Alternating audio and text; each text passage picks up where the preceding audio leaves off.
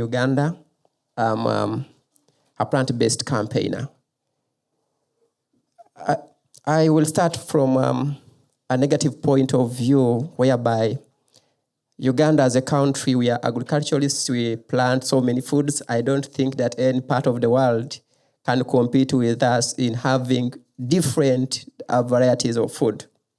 We have so many plant-based foods in hundreds. Talk about beans, we have different 50 types of beans. Talk about nuts, what we call African red nuts. We have African white nuts. We have so many food varieties. But how comes that when we talk about food insecurity, we are top on agenda?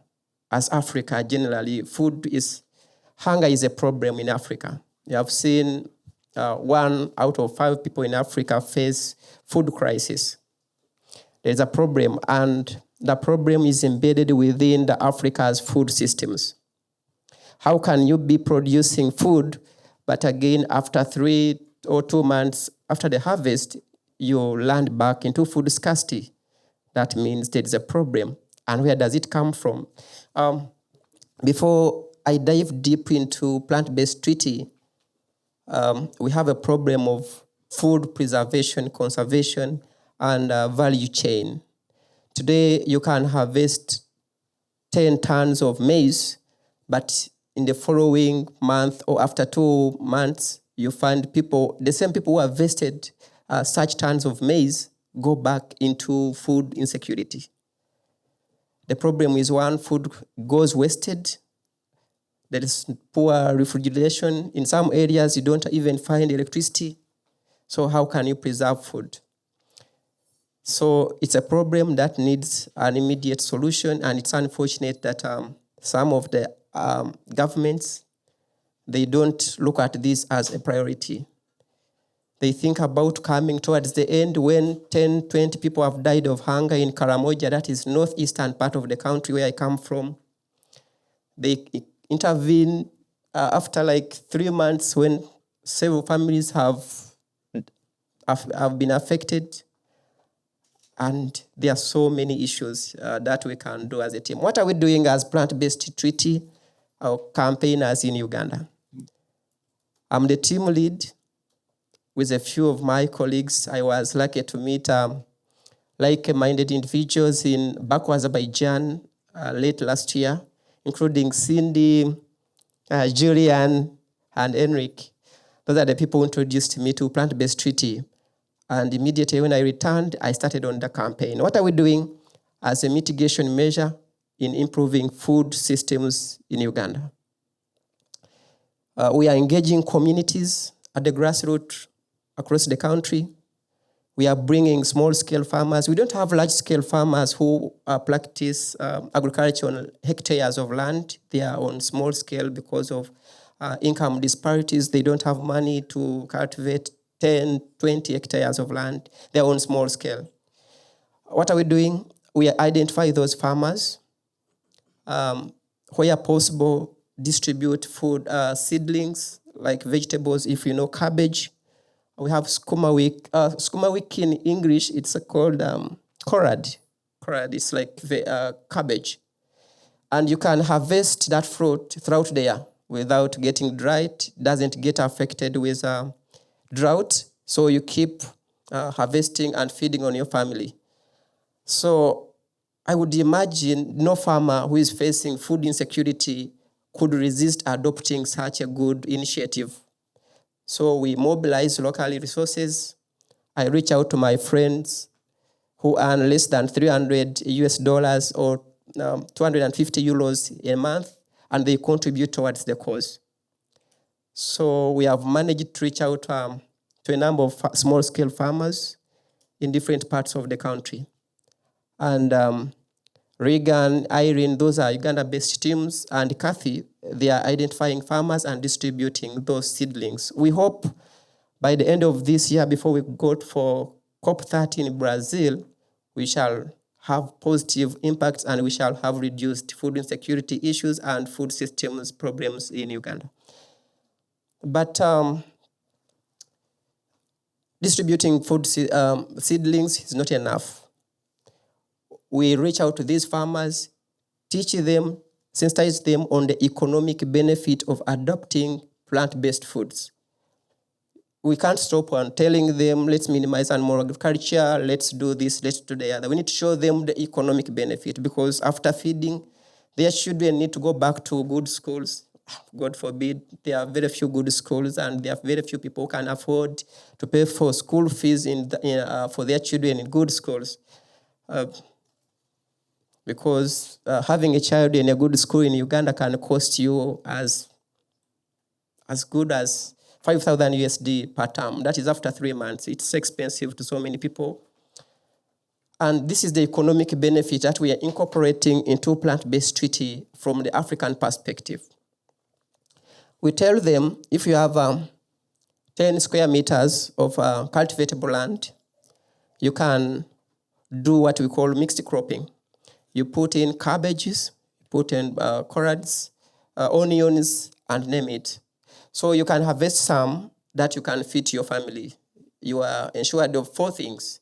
Number 1, food security. Number 2, sauce will never be a problem to you, because in Africa, having food is different from having sauce. Those 2 things are different in Africa. You may have posho, but you don't have sauce. Are you going to mix salt with water to enjoy posho? Posho is mingled maize flour. So you have 2 burdens at the same time. A burden of accessing food, but also a burden of accessing sauce. So if you have such on your small piece of land, you can harvest cabbage, but also you can harvest, let's say, maize on the other side, but also you have beans. So the surplus, from what you feed the family with, you can sell the surplus and get some money that you can use to buy salt, or if it's good enough, you can buy books for your children to go back to school, and name it. So throughout the year, you are ensured of food security, but also you are addressing an income disparity issues in the country. So going back, we are intensifying this, but also from the policy perspective, we understand that me and you, we can do little to influence policies, but we can do much if we put our voices together. So if I had stood in this room alone to talk about plant-based treaty, it would have less impact or zero impact. But since we are many from different continents, I can see my neighbors from Kenya. If I can say hujambo, haya nashukuru. That's how we say hi in Africa. It's a sign of a brotherhood and sisterhood. So if we combine our voices, people from Latin America, you can raise your voices. Us from Africa, you can raise our voices. People from Europe, European Union is big, and for you are privileged. You can connect internally without someone asking you for a passport or something, which is different from where I come from. But we are determined. We have to cause change. Change starts from me, with you, and our colleagues. Together, we can create a positive impact. And we have organized several events from the local perspective, especially in the main capital, Kampala, where I come from, whereby we have had so influential legislators coming on board to endorse plant-based treaty. And they would wish even to be with us ahead of COP30, and if possible, we can find out how we can support some of them to come and be part of this important discussion. We have had one in the main capital called Ronald Balimwezo, endorsing plant-based treaty. We have had medical doctors on board endorsing plant-based treaty. Hopefully, some of you, when you come to Uganda, you will interact with them, because we are having an important engagement about plant-based treaty and its operationalization in Uganda. Come 29th July in Kampala, so we shall be hosting some of you, including Cindy and Enric will be coming. Yes, my brother from Tanzania will also join us. So we want to create this momentum that doesn't stop in the walls of hotels, but also goes back to impact people at the grassroots. And we hope before mid-July or slightly before that, we shall have the Lord Mayor of Kampala on board endorsing the treaty. And we shall have several legislators, those ones are politicians from our side who speak like in the House of Assembly, also endorsing the treaty. We are at advantage that these people relate to what we believe in. I don't think that there is anyone in the world, including warmongers, who don't want to live. Those ones who like fighting, using missiles. Do you think they like it when it is turned against them?